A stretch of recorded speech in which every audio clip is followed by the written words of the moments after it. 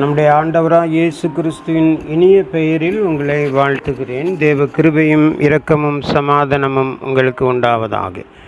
இதனாலில் நம்முடைய தியானத்திற்காக ரோமருக்கு எழுதின நிருபம் 14ஆம் அதிகாரம் 8ஆம் வசனத்தை வாசிக்கிறேன்.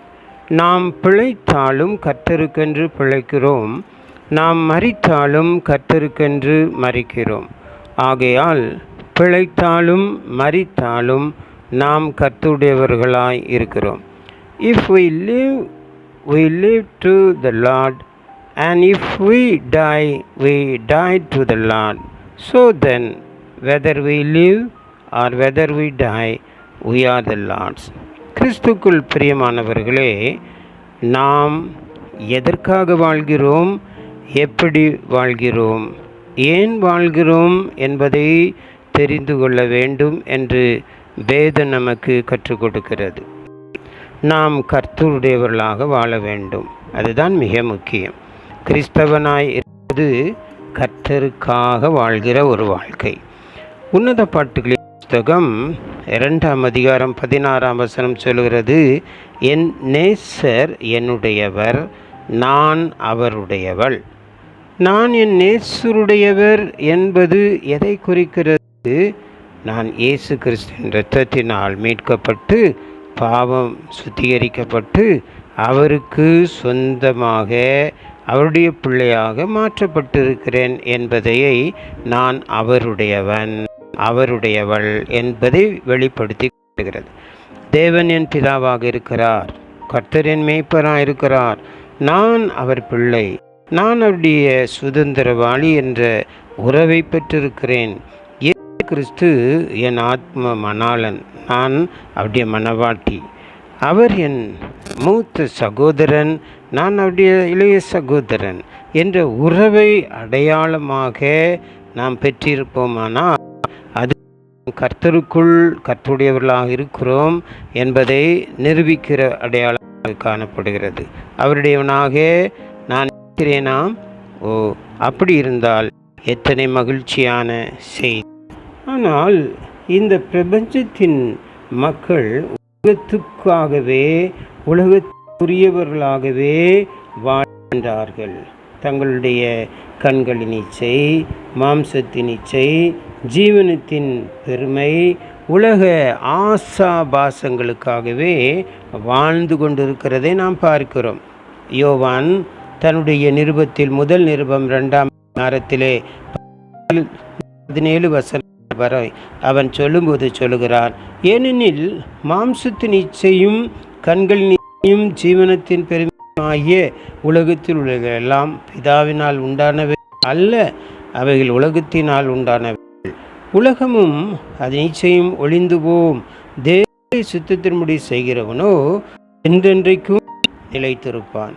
அவை உலகத்திலும் உலகத்தில் உள்ளவைகளிலும் நீங்கள் அன்பு கூறாதிருங்கள். ஒருவன் உலகத்தில் அன்பு கூர்ந்தால் அவனிடத்திலே பிதாவின் அன்பில்லை, அதாவது அவருடையவன் அல்ல என்பதை வெளிப்படுத்துகிறது. நாம் யாருடையவர்களாக இருக்கிறோம்? உலகத்துக்காக வாழ்கிறோமா?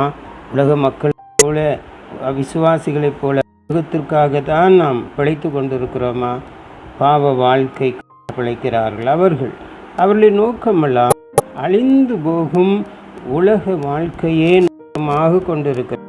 தங்கள் பிள்ளைகளுக்காக, தங்கள் குடும்பத்திற்காக நல்ல வேண்டும், நல்ல ஸ்தூடு வாழ வேண்டும், நல்ல பதவிகள் பட்டங்கள் பெற வேண்டும் என்ற ஒரு குறுகிய சிந்தையோடு உலக மக்களுடைய நோக்கம் அவருடைய வாழ்க்கை இருக்கிறது. கடைசியிலே தாங்கள் இதுவரை வாழ்ந்த வாழ்க்கையிலே தங்கள் முடிவையும் அவர்கள் தெரிந்து கொள்கிறார்கள். அருமையான தேவனுடைய பிள்ளைகளை நாம் யாராக இருக்கிறோம் என்று அறிந்து கொள்ள வேண்டியது அவசியம். 1 கொரிந்தியர் 3:23 சொல்வது போல, நீங்கள் கிறிஸ்துவனுடையவர்கள், தேவனுடையவர் என்ற மேலான நோக்கத்தோடு கிறிஸ்து இயேசுக்காக நாம் வாழ வேண்டும். கிறிஸ்துடையவர்களாக தங்கள் மாம்சத்தையும் அதன் ஆசை இச்சைகளையும் சிலுவையில் அறையவர்களாக இருக்க வேண்டும் என்று சொல்லி அப்போஸ்தலன் பவுல் கலாத்தியருக்கு எழுதின 5ஆம் அதிகாரம் 24 சொல்லப்பட்டது போல நாம் வாழ வேண்டும். வேத வசனத்துக்கு நம்மை ஒப்பு கொடுத்து அவருக்கு கீழ்ப்படிந்து கிறிஸ்துடையவர்களாக வாழ வேண்டும் என்பதே தேவ சித்தம். மல்கியா 3:3 சொல்கிறது, அவர் வந்து வெள்ளியை புடமிட்டு சுட்டு கொண்டிருப்பார்.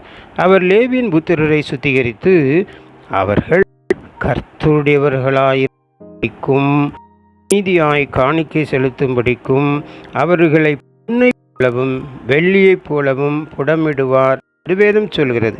ஆம், நாம் கர்த்தருடையவர்களாயிருக்கும்படி அவர் நம்மை புடமிட்டு சுத்திகரிக்க இன்றே அவருடைய கரங்களில் நம்மை கொடுப்போம். நாம் கர்த்தருக்காக பிழைத்தால் நிச்சயமாக நாம் கர்த்தருடையவர்களாக இருப்போம். அப்போஸ்தலனாகிய பவுலுடைய அந்த நம்பிக்கையின் செயல்பாடாக காணப்படுகிறது. நாம் பிழைத்தாலும் கர்த்தருக்கென்று பிழைக்கிறோம், நாம் மரித்தாலும் கர்த்தருக்கென்று பிழைக்கிறோம் என்ற தேவ வசனத்துக்கு நம்ம கொடுத்து ஜீவிப்போம்.